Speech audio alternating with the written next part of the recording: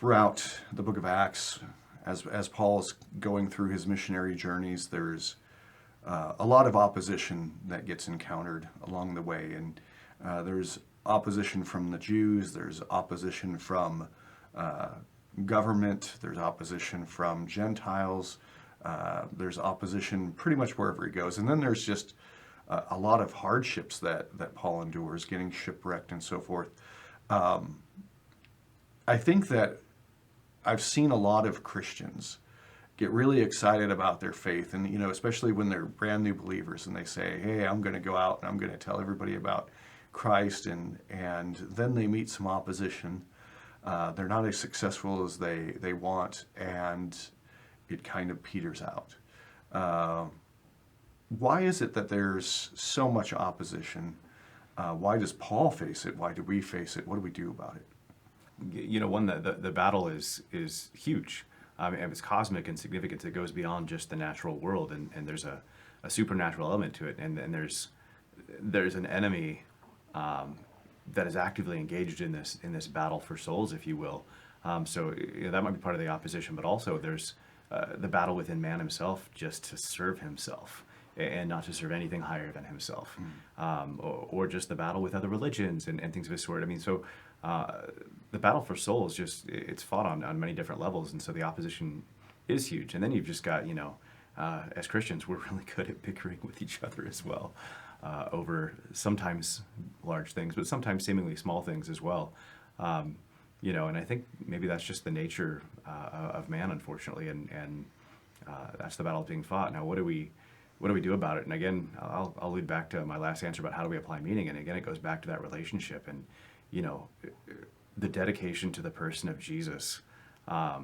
It's huge, when you're doing everything for him,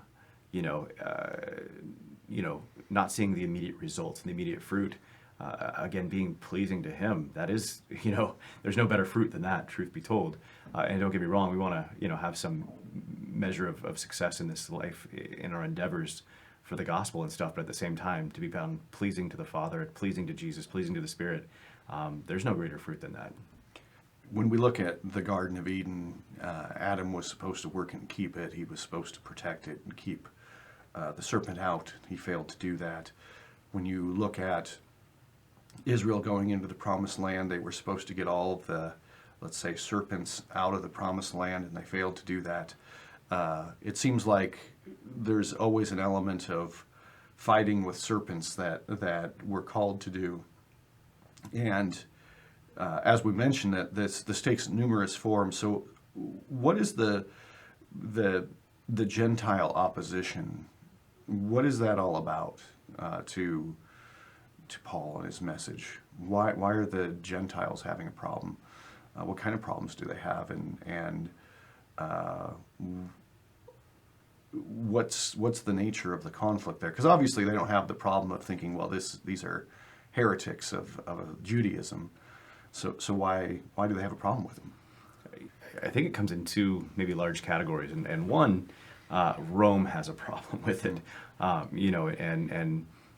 For a nation to be strong, you have to have a buy-in of the hearts of the people for that nation. And so, when Rome claims absolute authority, well, the claims of Jesus kind of are a competition to that. So from Rome's perspective, you can definitely see what the nature of the conflict is. But I think even in some of the localities, whether they're idol worshiping or animism or things of a sort, it's still a threat to the way of life and the culture, and the way things have been done. And kind of coming on the scene and saying, like, actually everything you've believed in since you were a kid is a lie, and this is the truth. And you're upending people's entire kind of worldview. Yeah, when you see some of the opposition, and there's at times riots that break out because of what Paul is doing in these various Roman cities, the riots seem to be oriented around certain people losing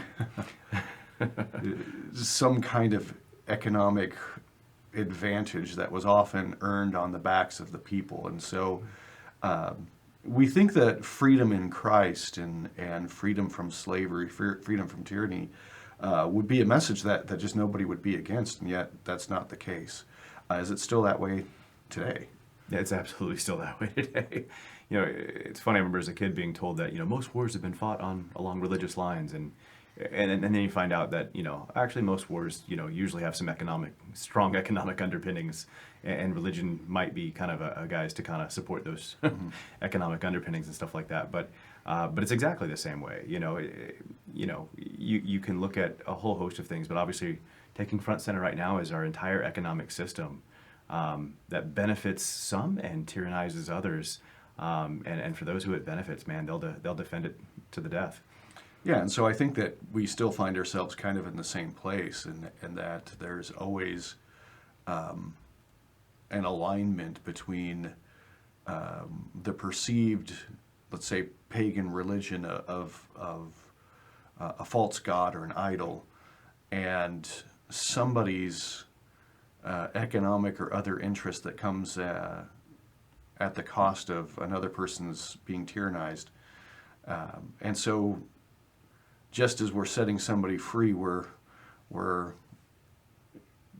causing a problem in some way for somebody else. And so there's no way to avoid the opposition. And so maybe being prepared for that is a good thing. Now, Paul ends up, obviously, he goes back to Jerusalem and isn't Mr. Popularity there, and then ends up on a path to Rome. So what is the problem when he returns to Jerusalem, and what's the purpose of his eventual trip to Rome? As part of the Christian church, he's opened the door to the Gentiles, and he's not making them become classic proselytes of Judaism. So when he gets to Jerusalem, they're just all up in arms, and you're doing things against the law of Moses and the books of Moses, and things of his sort, and they really think he's doing things that are just completely contrary to Judaism as a whole, and so they want to kill him, and ultimately they put him on a path that ultimately, if from what we learn in history, not the Bible, but extra biblical, to being killed in Rome. Yeah, and so he goes from kind of the frying pan into the fire, so to speak, because he ends up going from the religious leaders of Jerusalem who want to kill him to Rome, where the leader of the Roman Empire wants to kill him and does, succeeds. And so Acts can be seen as kind of one of these books, almost like the Gospels, where you might say that the main protagonist dies in the end, and so should we look at it as a failure then? Again, if all we have is, Paul says it well somewhere, if all we have in this life, then we are of all men most miserable. But man, you look at the impact of Paul lives today. We still read his words, and a lot of them words that were written while he was in prison awaiting death and things of this sort. We still read them today. I mean, I get more. Philippians is my favorite book, and it's one of his prison letters, and it's the book of joy. And I don't know how you come out writing the book of joy in the middle of prison on your way to death and things of this sort. But it's a huge witness to the truth of the gospel, but it's also a huge witness of just the gospel's power over everything, including death.